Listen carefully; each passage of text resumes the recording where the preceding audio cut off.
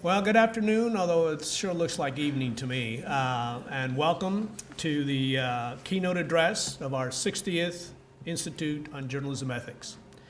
My name is Ali Colon, and I'm the Knight Professor in Media Ethics for Washington Lee University. Before I introduce this evening's distinguished speaker, Gilbert Bailon, the editor of the St. Louis Post-Dispatch, I'd like to recognize and thank the other professionals who have been gracious enough to join us for this weekend's seminar as fellows. I'd like the fellows to please stand as I introduce you and remain standing until all of you have been named. Please hold your applause until everyone has been recognized. Tom Wong, who's the Sunday Enterprise editor at the Dallas Morning News. Milta Ojito, director of news standards at NBC Telemundo. Regina McCombs, senior editor for visual news at Minnesota Public Radio. Ivan Penn, business writer for the Los Angeles Times. Robert Samuels, national political reporter for the Washington Post. Katie Schiller, television news producer for WRIC in Richmond and an alum of WNL. Those are the ones that we have. Please give them a hand.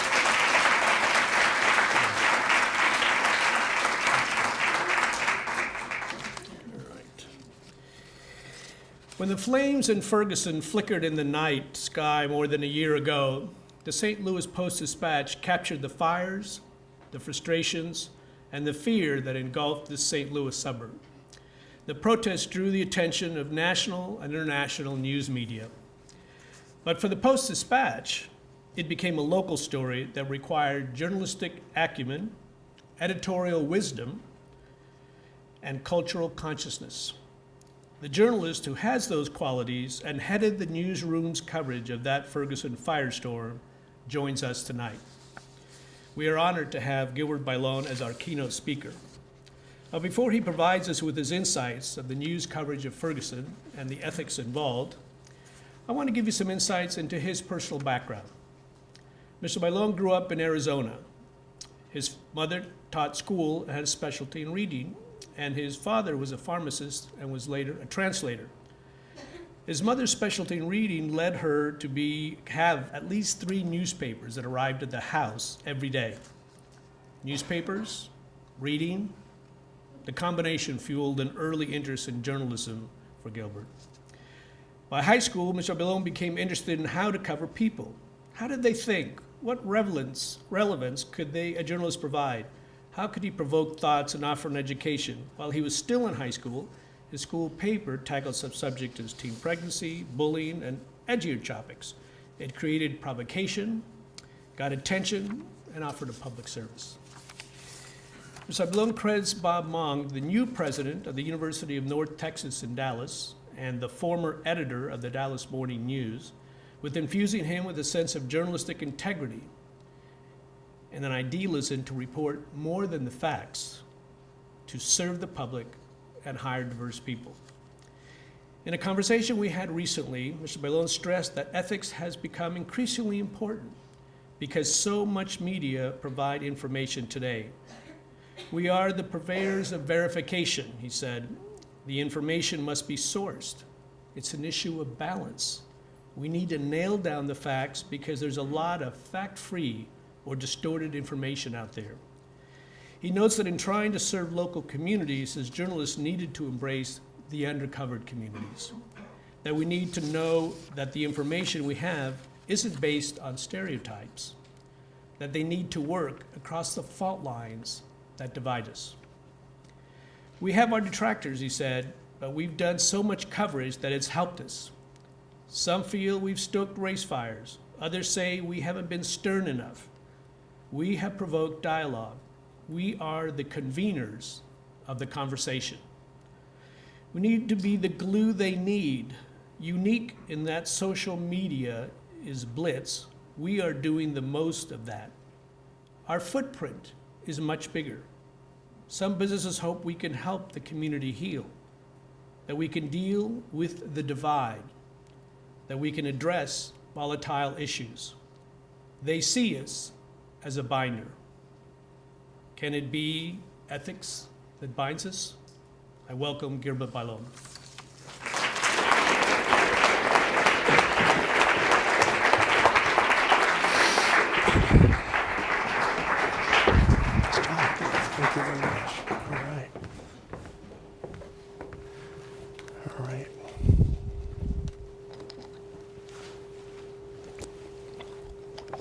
Got a bit of a sore throat. I'm going to sound check, make sure we're good here. All right. What I'm going to do is, I have a speech, but about halfway through I have some photos, and this will become more relevant what it is. This is not going to be a PowerPoint per se, so I just want to give you that. If you want to follow along, I have some things to say. So, thank you. Newspaper editors cannot anticipate or plan for the events that flowed from this older suburban city of Ferguson, Missouri, after a police officer shot and killed 18-year-old Michael Brown on August 9, 2014. Most of the ethical decisions that the St. Louis Post-Dispatch newsroom faced over the many months were born amid an emotional crucible with intense pressure as the nation and the world observed what soon became known as #Ferguson. Journalists strive to seek truth, which is determined by the eye of the beholder. Truth can be elusive when some surrounding media operate by different standards or overtly seek to advocate a specific agenda. Deeply held passions about what happened and why events unfolded on a Saturday afternoon near the Canfield Green Apartments have left many people still highly polarized. As we found many readers gravitating towards news and information that supported their individual worldviews and biases. Black lives matter, blue lives matter, all lives matter. From which prism would each reader make conclusions on common information and sometimes blatantly wrong information swirling elsewhere in the media sphere? Today, I want to examine some ethical questions that we encountered among some broad categories. The first category, sources and accuracy. The news media made mistakes in coverage, some created by poor sourcing, others by a rush to disseminate information. Others were reported thoroughly to the best extent possible at that time, but ultimately they would be proven to be false or exaggerated after lengthy official investigations. One of the most blatant examples of erroneous reporting was of the New York Post and a few online websites reporting that Ferguson police officer Darren Wilson suffered a broken facial bone while struggling with Michael Brown. This fabrication made its round on social media, complete with a photo of Wilson's purportedly reddened face and an X-ray showing the alleged fracture. Most media discounted that report, which was debunked, but it also illustrates a classic example of a rush to judgment and the failure to vet sources, who must be reliable and whose access on first-hand information must be verified. Other reporting errors would surface over time, but they were not necessarily the results of negligence or a haste to publish. Initial reports from some witnesses claimed that Michael Brown was shot in the back, and some witnesses said he was shot with his hands up. The Post-Dispatch and other media reported those initial statements, but the Post-Dispatch worked hard to show that witnesses had conflicting stories, that no one, including the authorities, could corroborate or debunk for many months. Police and the U.S. Department of Justice investigations eventually would conclude that some witnesses lied, some witnesses did not have the view they said they did, or some weren't even actually witnesses at all. But those conclusions came from months of intense official investigations and forensics. The news media are not clairvoyant, nor do they have the defining lens immediately after an incident like this, or the access to the information that officials can bring to bear. Reports that Michael Brown was shot with his hands up were debunked through the grand jury process. But that belief that the hands up don't shoot protest campaign and chants were used nationwide. Later on, we found those not to be substantiated by the facts. In addition, 2 construction workers told the Post-Dispatch and other media that they saw the police shoot Brown with his hands up, and that in fact Michael Brown had told the officer, "Don't shoot me." Their version was later discredited because of their angle of vision was obscured, and other witnesses contradicted that version. Separately, the Post-Dispatch, in another case, Post-Dispatch published an online photo of Police Chief Tom Jackson, with 2 protesters with a story about suspects being arrested in an alleged plot to bomb the Gateway Arch and kill Chief Jackson. This is a photo that was supposed to depict the chief. But in that photo, there were two protesters who had nothing to do with the bomb plot in it. We posted it online, and that our editors later had to substitute that photo because the protesters were saying that these people were innocents and had nothing to do with that. And they were right. This was a routine use of a file photo, but our editors did not think that it would cause the kind of commotion on Twitter, that people were thinking we were trying to debase the protest movement by showing people not connected to the bomb plot. That was a mistake on deadline. It was fixed. The news media also made other misjudgments. The New York Times reported the street where Officer Darren Wilson had lived, and it drew the wrath of police supporters who said they were endangering him and his family's safety. The Post-Dispatch had the same address information and more details, but we did not disclose them because we deemed them to be private and unworthy of public disclosure at a time of volatility and also passion. Similar, another report, the CNN reported a quote, an exclusive, that Ferguson Chief Jackson had resigned. Our sources told us that no such thing had happened. It was weeks later before Chief Jackson would resign, and we were fortunate to have that first. The group Anonymous tweeted information about another Officer Darren Wilson, not the right one, which caused a huge furor. We knew that information was incorrect, and we withheld any mention of that confusion. The Post-Dispatch also used restraint to confirm information being circulated elsewhere. When reports emerged of Darren Wilson being the officer, photos of him surfaced on Facebook and other social media. But we waited till our reporters and editors could confirm their authenticity before we published them. They were out before we used them, but we made sure we had the right information. Exploring all sides of a story is a tenet for accurate reporting. Photographer David Carson embedded with the St. Louis County Police Department to gain some incredible access that led to striking photos of close-up action from police behind the scenes and not visible to most media. I'll show you some in a few minutes. But it gave our report a more balanced perspective when most of the coverage was limited from being reported from the street, among the protesters, and the public. We were able to give a view from the police view as well. Ultimately, our stance was better to be right than first. And it was a mantra that served us well, even when some media rushed forward with shaky sources. The next category, social media. Ferguson was one of the stories that have changed how the media covered big breaking news because of the ubiquitous role of social media. The Arab Spring and earlier international social movements also were abetted and organized through social media. Social media worked as a tool for gathering information for the general public and an organizing tool for the protest leaders. Social media via Twitter, Facebook, Vine, Instagram, and others gave newspapers a method of reporting in real time. But the immediacy and flood of sources also engendered falsehoods, unfounded conspiracy theories, racial hatred, and taunting. Live streamers were on the protest scene with images that could add angles missed by the media, but some were contrived to distort or show a particular viewpoint that lacked context or accuracy. Live streaming became vital for the protesters and legal observers monitoring for possible civil rights violations. For the media, they were another source to monitor. Yet we had to verify the situations depicted before we could rely on their authenticity. Social media magnified the Ferguson story onto the national and international stage. It also created confusion and false narratives that include exaggerating the size of the area where the looting and arsons erupted. The damage was actually confined to a fairly small area, but from the aerial photos, it looked as though St. Louis was burning. The Post-Dispatch was harshly criticized by some when we correctly ignored fake photos on social media of a man with a wad of cash in his mouth holding a gun that was purported to be Michael Brown. And then the other one about Officer Wilson showing his reddened face and the broken facial bones. Both were hoaxes. And for some readers, they condemned us, saying, why are you reporting this? Why are you withholding this information? And it was incorrect.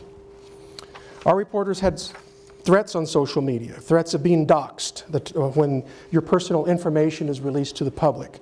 And that did happen to many police officials. That was threatened, and we had some of that happen to one of our police reporters. Both by the protesters and the pro-police people both said, for various reasons, different reasons, we're going to reveal your public information, your home phone number, your children, and other things, and including myself was threatened with that. Public records. The Post-Dispatch obtained what some described as leaked, and I use that in quotes, leaked grand jury testimony and the official autopsy records for Michael Brown before other media did. Some protest leaders condemned our coverage on both stories, castigating them as efforts to undermine Michael Brown and evidence of our purported collusion with law enforcement officials. However, this grand jury testimony was obtained from sources other than the prosecuting attorney's office or any other public official who might have really leaked the information. The facts of the testimony were accurate, but they were not acquired from a government leak, nor were they acquired from confidential transcripts. The autopsy records put to rest the claims that Michael Brown was shot in the back. Their accuracy was never in question, but our motivation for obtaining official records was seen by some as politically motivated. Similarly, social media elsewhere had reports that Michael Brown had a criminal record. Some critics were writing him as a thug and a criminal. Brown was age 18, so on August 22, 2014, the Post-Dispatch filed a lawsuit seeking records to his juvenile court records, which typically are not public. We contended that his death should allow the information to be released in this high-profile case. While the records were not fully released, the judge declared that Brown had no felony record as a juvenile. The facts refuted the public chatter about his alleged criminal past, even though the newspaper was accused of filing the lawsuit to besmirch Brown's reputation. Benjamin Krupp, attorney for Michael Brown, wrote this letter to the Post-Dispatch, and I'll read one paragraph from that. In this new age, where there is a war being waged for clicks and eyeballs, it appears that the Post-Dispatch has chosen to forego its duty to report facts and provide meaningful context, and has instead opted to pursue gossip and racist speculation. This is deeply disappointing. So I ask you, students here, so how should the media act when rumors and innuendo arise in the public forum? Is it not the role of the news media to seek the truth and verify information to the best of our ability, even when a volatile story has led to violence and arson? Since the Michael Brown shooting, police in a number of St. Louis area police departments have withheld the names of officers involved in shootings for months during the investigations. Police have legitimate concerns about the safety of the officers and their families. But without the officer's name, the news media and public have no way to know that officer's background or any disciplinary record. On October 8, 2014, about a month after Michael Brown was shot, 18-year-old Vonderette Myers Jr. exchanged gunfire with an off-duty St. Louis police officer near a convenience store near the Botanical Gardens. This is not Ferguson, but it's close. It's a month later. Myers was awaiting a trial on gun charges and was wearing a GPS ankle bracelet at the time of his death. Questions about this off-duty officer and his actions were being raised. There were protests in the street. There were rallies. Many thought this was a bad shooting. The Post-Dispatch independently confirmed the officer's identity and work background with an attorney for Myers' family, who was inadvertently given a police evidence envelope with the officer's name on it. So we confirmed it independently, and we identified that officer and published it with social media photos that showed him about 5 weeks later after the shooting. Officer Jason Flannery had no police disciplinary problems at the time of the shooting, but we also learned of his Marine background and his political leanings on social media. We did publish those well before the police released it. It was a year later when they concluded the investigation, which was just about a month ago, police finally disclosed Flannery's name. St. Louis police officials and rank-and-file officers lambasted the Post-Dispatch for publishing the accurate information about Flannery. But again, our intention was vilified as something that was politically motivated, where we thought we had important information. So I ask again, where does the balance lie between protecting the rights of officers and their privacy involved with the public's right to know? These are difficult balances that we have to face. Regarding Officer Darren Wilson in the Ferguson shooting, our reporters knew his name a few days after the shooting, but the Post-Dispatch did not publish it until the following Friday after Ferguson police released it along with a security camera from a convenience store showing Michael Brown accosting the store manager moments before his fatal shooting. Police officers released Wilson's identity almost a week after the shooting, but that was prompted by the group Anonymous, misidentifying several other Ferguson officers as the shooter, and they were threatened to hack into their personal information and also physical harm, so they released it 5 days later. Let me talk now move to a different subject slightly, and that is the photo and design. How do you present it? And I'm going to get into some of the images here in a little bit. On August 11th, 2 days after the shooting, posed an editing challenge for us. During the day, there were peaceful protests, which led to this first image on the left. This is our first edition. It was on grief and outrage. The looting had begun, but it wasn't as bad as it got later in the night. And I show that to you because in the second edition, we had a quandary. What do we do We had a day where there were peaceful protests and they were large. This was immediately after the shooting.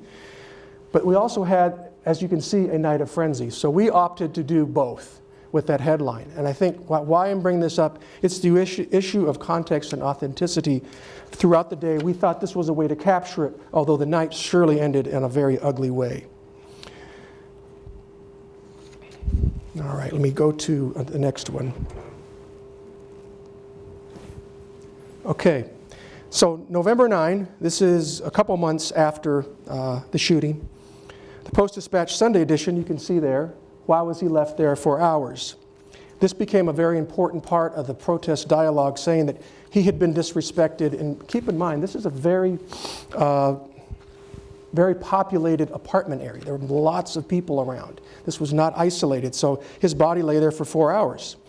The headline accurately portrays the story and shows how federal officials, I'm sorry about this, on this image here, but we got a lot of flack from people who were saying that we were siding with the protesters, that we were making conclusions about how the officers had disregarded his well-being and the community's being.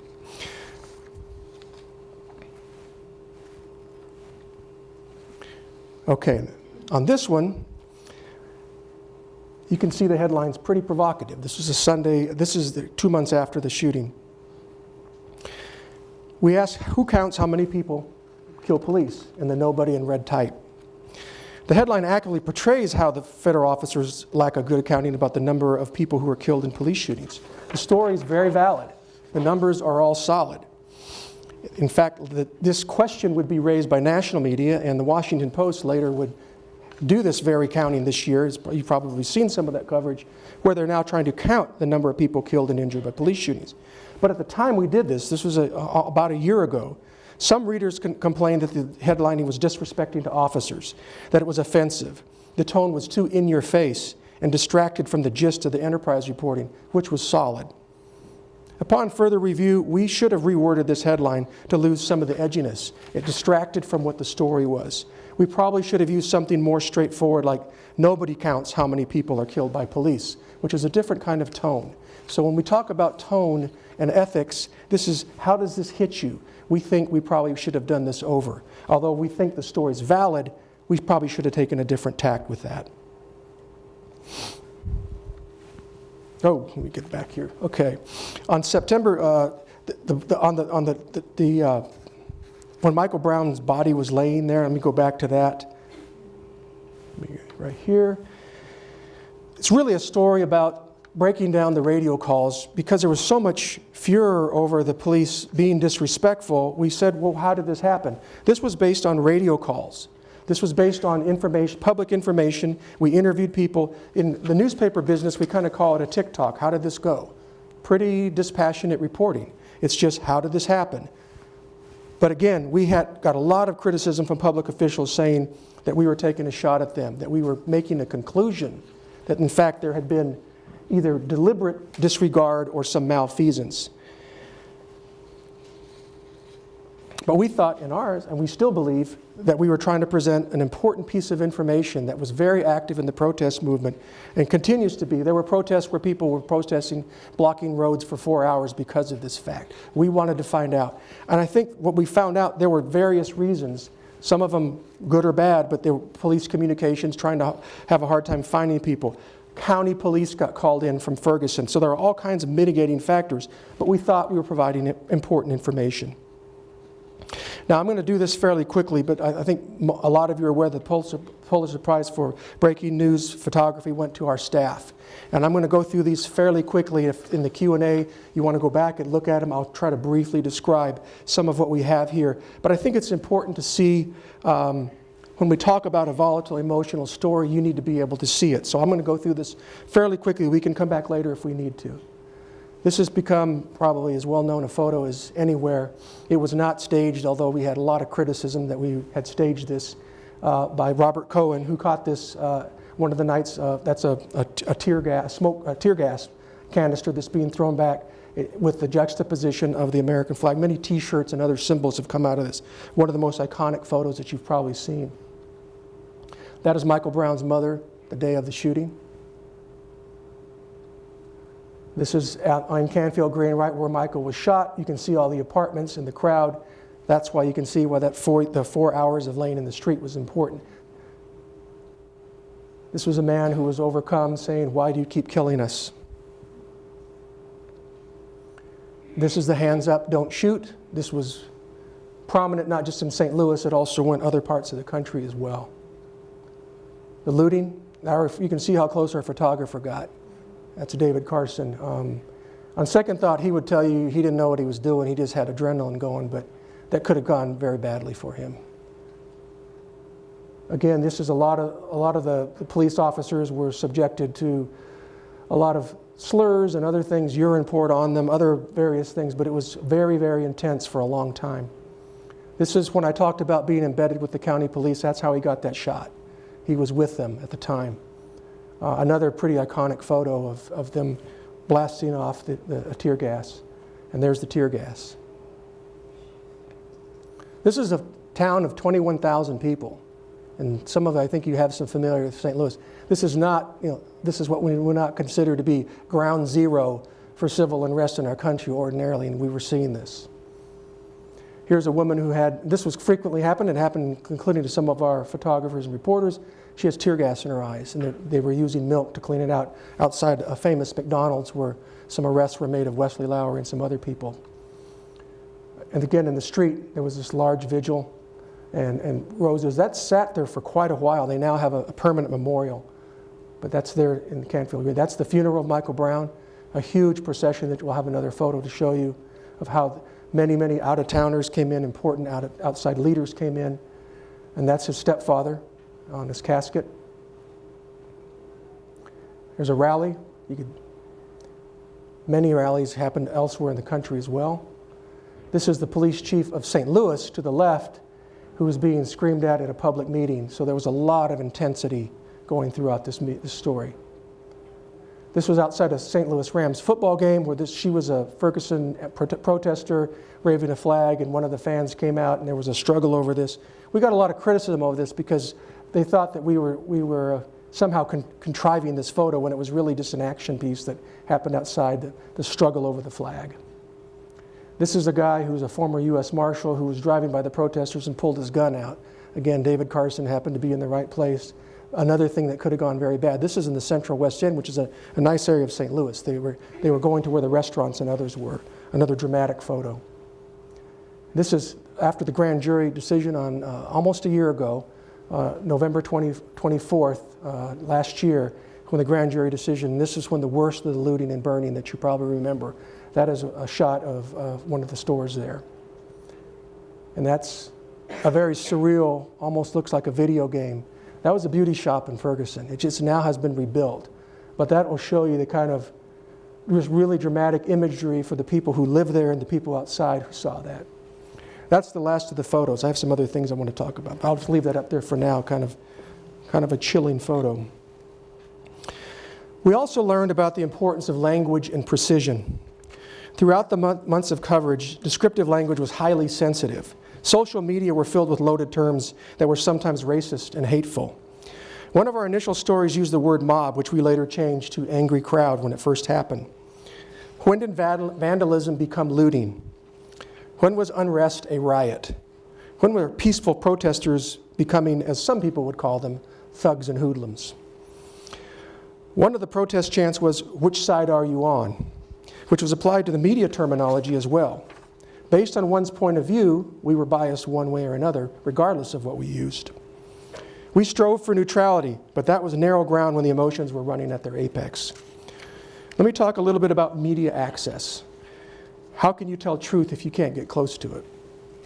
The convergence of international and national media after the shooting protests and the grand jury verdict meant our local story had huge stakes beyond our St. Louis region. The media throng led to a highly competitive environment in which police had a hard time distinguishing the credentialed media from the many live streamers and others working on cell phones or handheld video cameras. Who was a professional journalist? And who were the protesters mixed in with the bloggers and the live streamers? Who were just neighborhood people with their iPhone? The confusion posed a major problem for police because the flow of people was chaotic and very fluid. At night, it got even more dicey. A Pan American Center report issued in October last year found that 52 journalists had their rights abridged and 21 were arrested, most of whom were from national and international media. We had one reporter briefly detained at a protest at Walmart over confusion of her identity. But our reporters were tear gassed, pepper sprayed, and a handful of them had physical assaults by the protesters, being physically assaulted and having their cell phones stolen. They were hit over the head. We had people pushed down. Recently, we had, not after Ferguson, we had one of our reporters who suffered a concussion and was out of work for 6 weeks, covering another shooting in the city. Some of the arrests occurred when police were enforcing the controversial 5-second rule that prohibited protesters and media from standing still for more than 5 seconds or face possible arrest. The ACLU challenged that 5-second rule, and a judge suspended the practice in October 24, which minimized many of the arrests after that. Now let me talk about what I call the bully pulpit.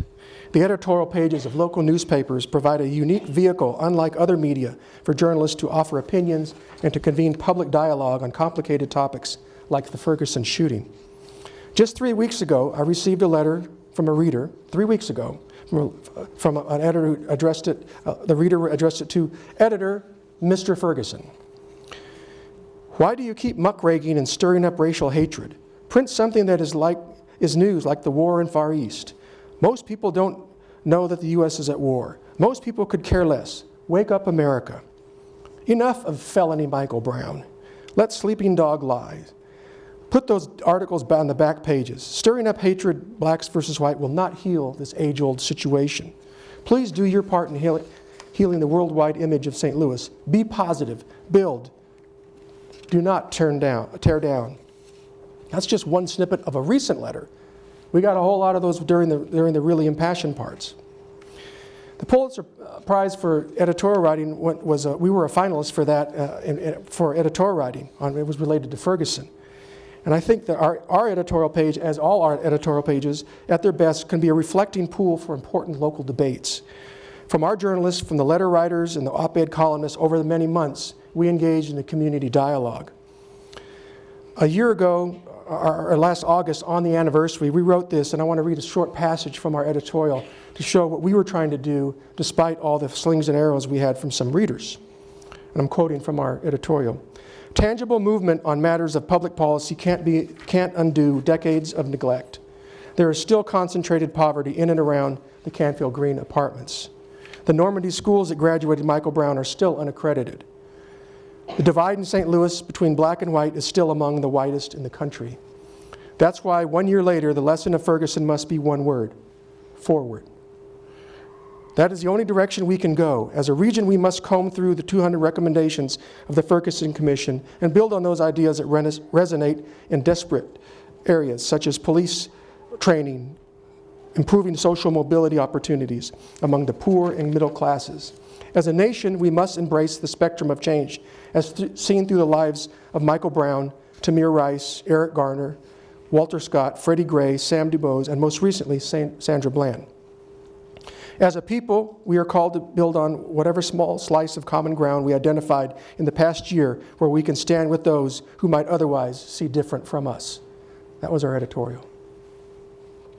And now I have a few concluding remarks, and then we can have a discussion, I believe, right, Ali? So what does this add up to now? What did we learn? Some thoughts? Ferguson had national implications as it served as a civil rights catalyst for other shootings nationwide to change how police and news media respond to police-involved shootings. Policy changes in Missouri have begun with municipal court reforms and studying those 200 recommendations from the Ferguson Commission, which was appointed by the Missouri governor.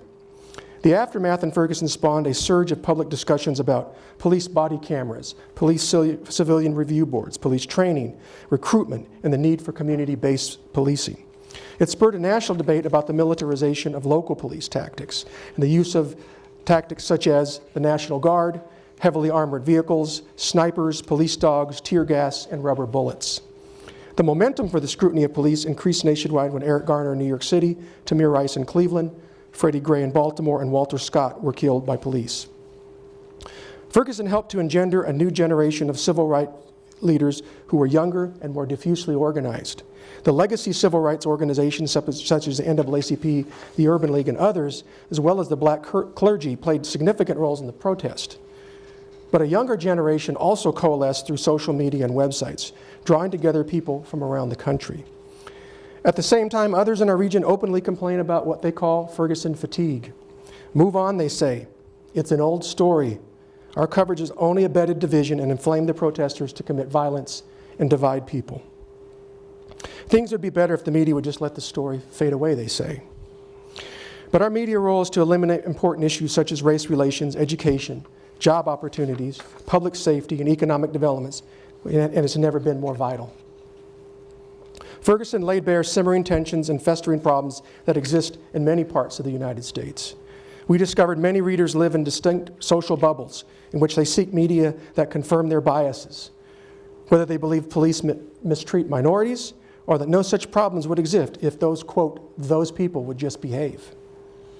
These parallel universes are hardened by decades of separation, whether economic, cultural, geographical, or ideological.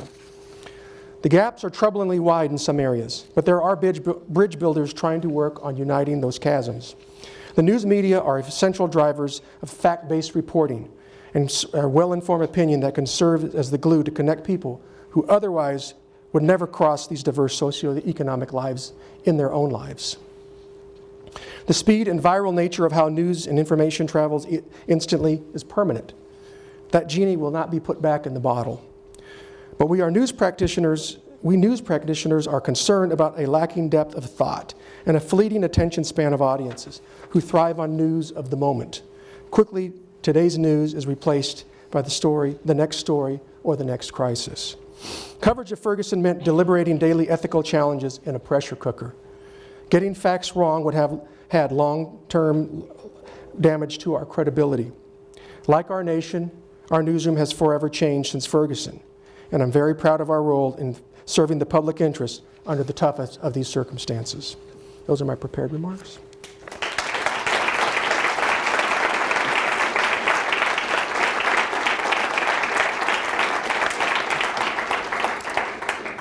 So, questions? I don't know if ladies would open it up. Raise your hand if you want to.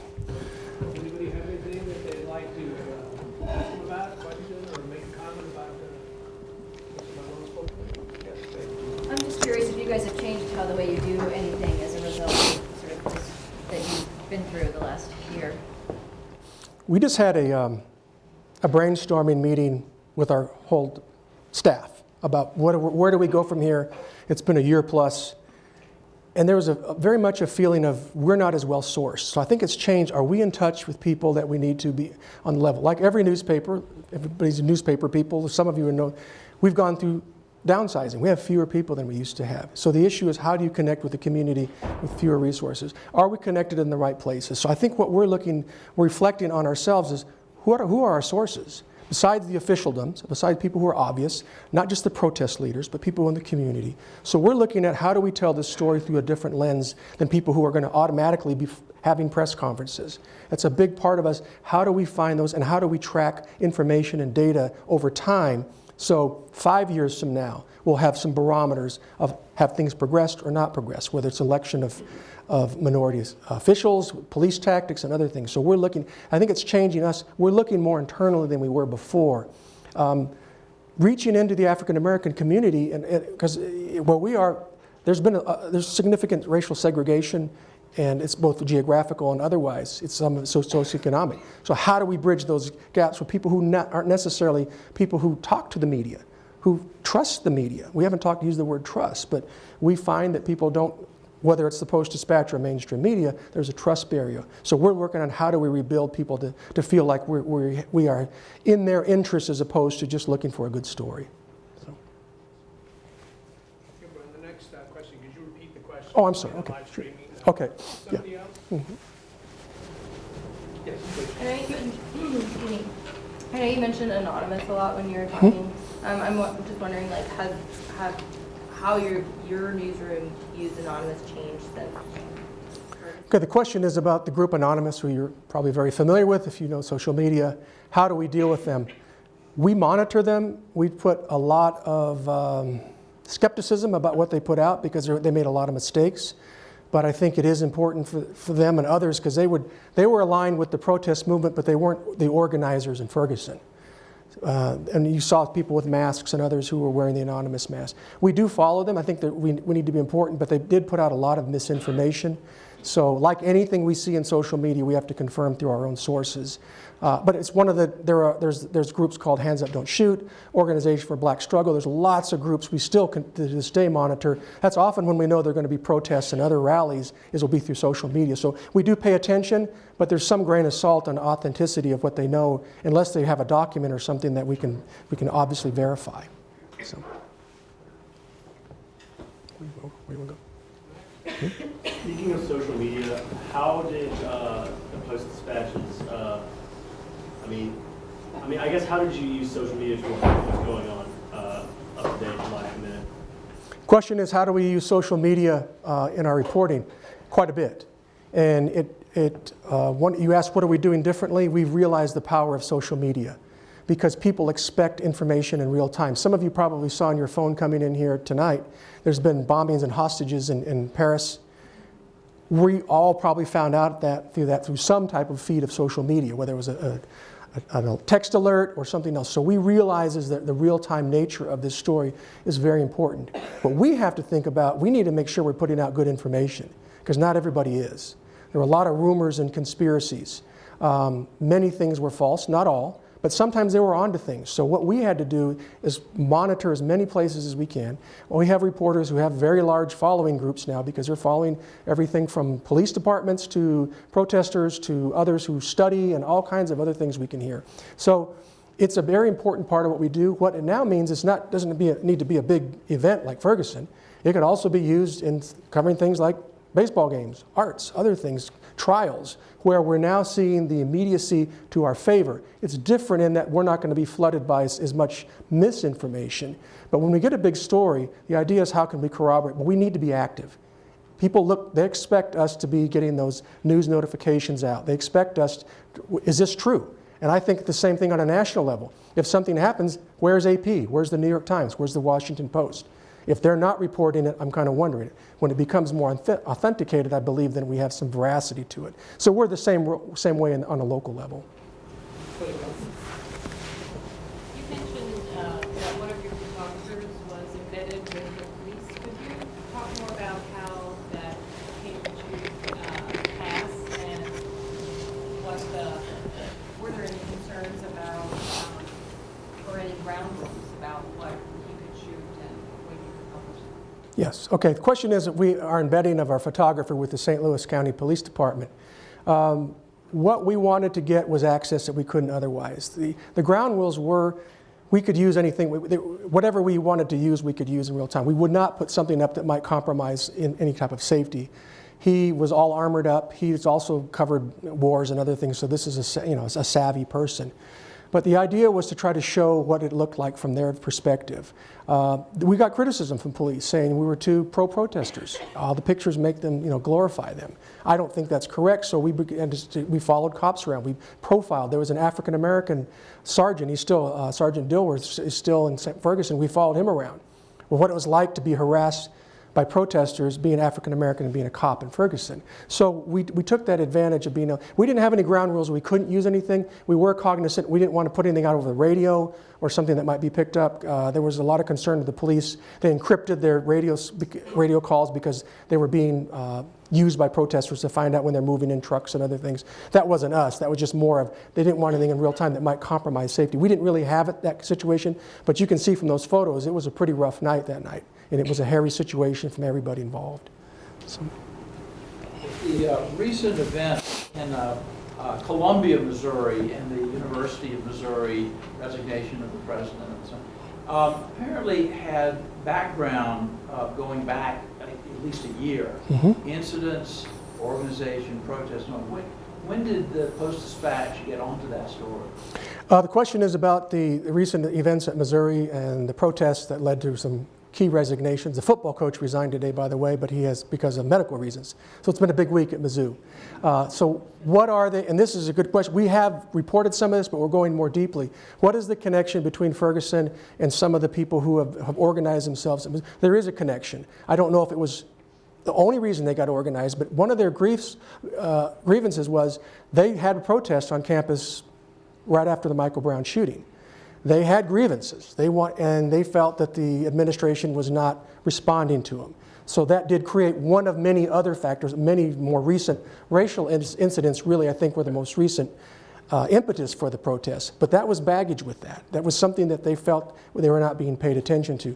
Now we're doing sort of with our people who are in the more organized Ferguson protests, who are going to Mizzou, coming in from the outside, helping to organize with the various changes that they want. So there's a very defined group now. Some of the students were from St. Louis, some of them were not. But there is a connection between Ferguson or whatever, sometimes what's been called the Ferguson effect.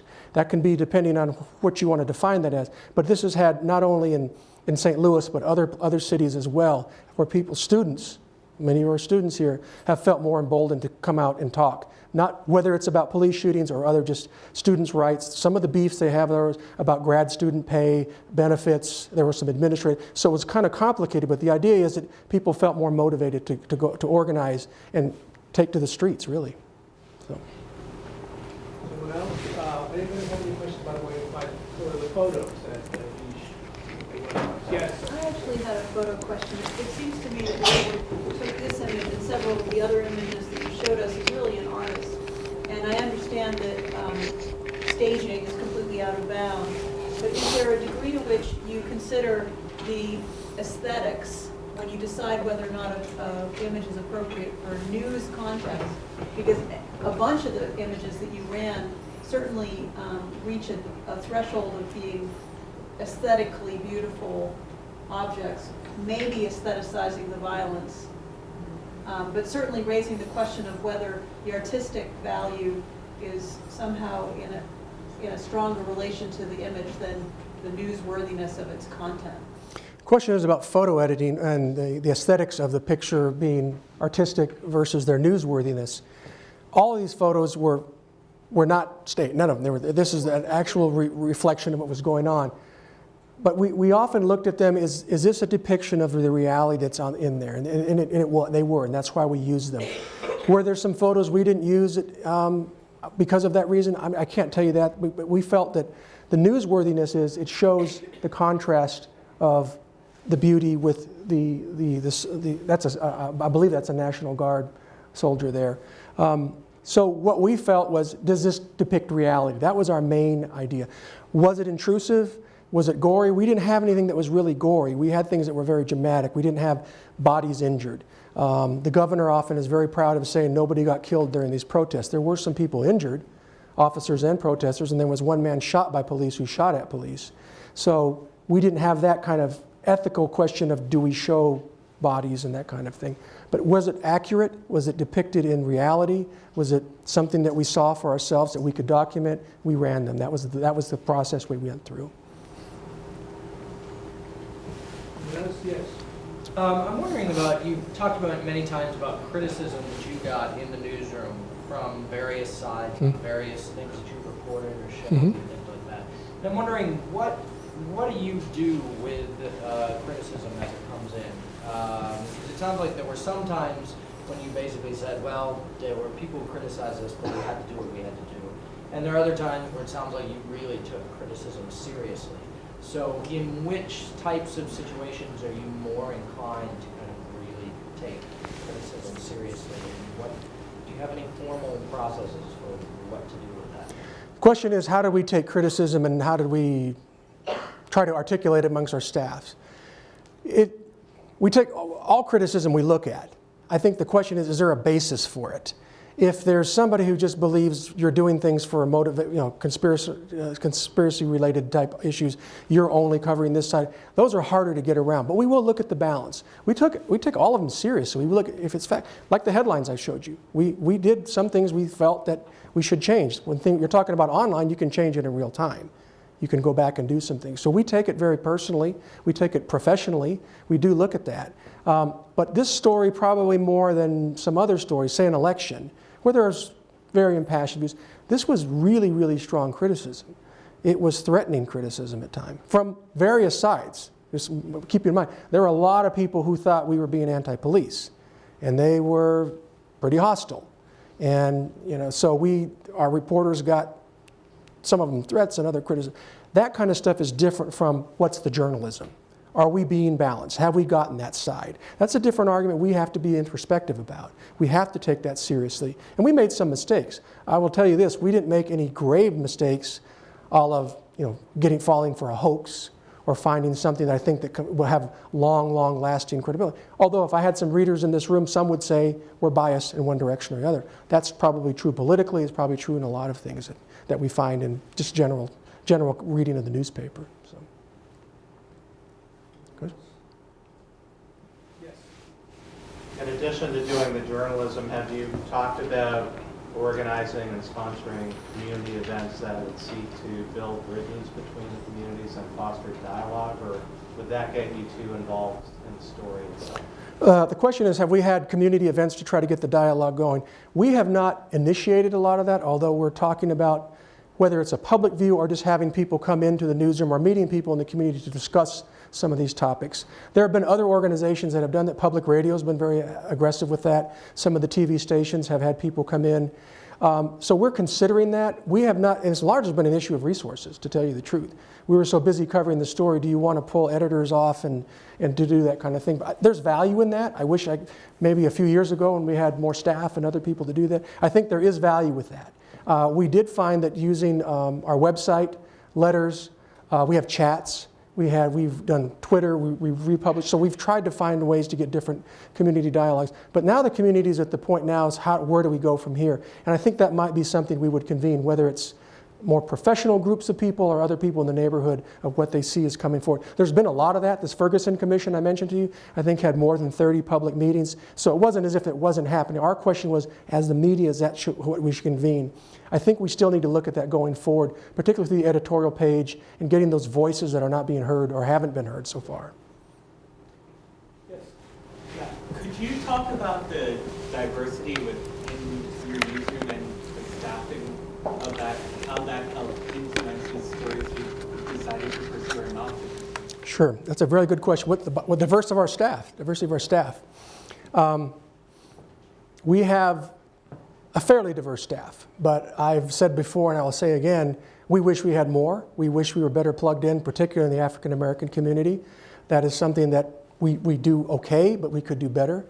Our news editor is African American. Our design editor, the person who does those front pages, who oversees that, is Peruvian. So we have diversity in the ranks. We have photographers who are African American.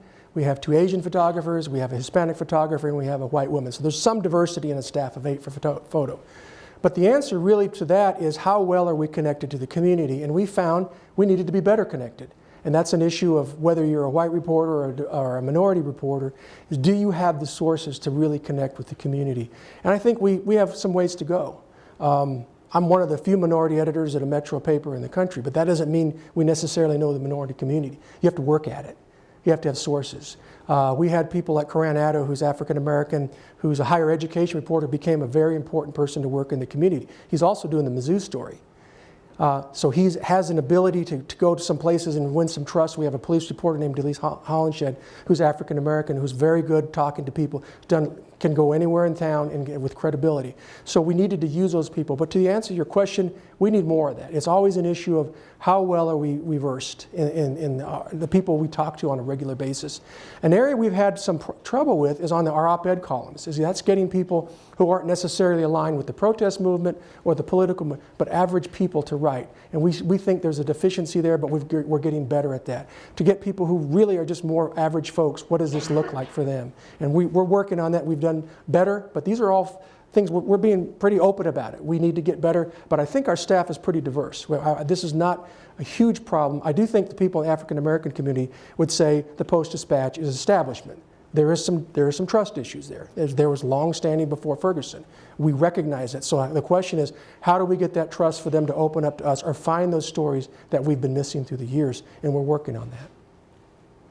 I have one about ethical guidelines that might apply to the coverage of protests as you experienced in Ferguson and we're going to see elsewhere.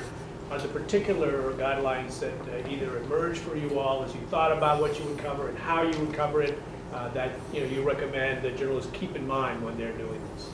How do we cover protests or other such big events like this? A big issue is, who are the people? What do they know? How do they know it? Because we had some people who wanted to jump in front of the camera. They're on CNN, MSNBC, purporting to be protest leaders. And when you're in a very amorphous situation, who's leading who? So we had to ask those questions, because there was not just like one group we could go to. This was not a typical story when it's a nice pro-con type situation. It's very muddled. You had a lot of elected officials. So what we asked is, how do they know this information? Who do they represent? That doesn't mean that they're not valid, but because they're saying they're representing a group, who is this group? How is it organized? And check things out. What we have to find is verify the information the best we can of their claims and other things, as well with the police. We have to look at them because we have to question what they know and are often what they might be withholding. How do you know this information? Can we get it? Can we obtain it? Lots of open records. So some of it's not that different, but I think in the heat of the moment is, how did this information come to light? Is it correct? Can we corroborate it? Sometimes there's sources. We frequently are using social media to corroborate things. If somebody said something, we would go to their page and see if this person really was who they said they were, and other things like that. So a lot more depth reporting about who are the people involved in these situations. Great. Thank you very much. Okay.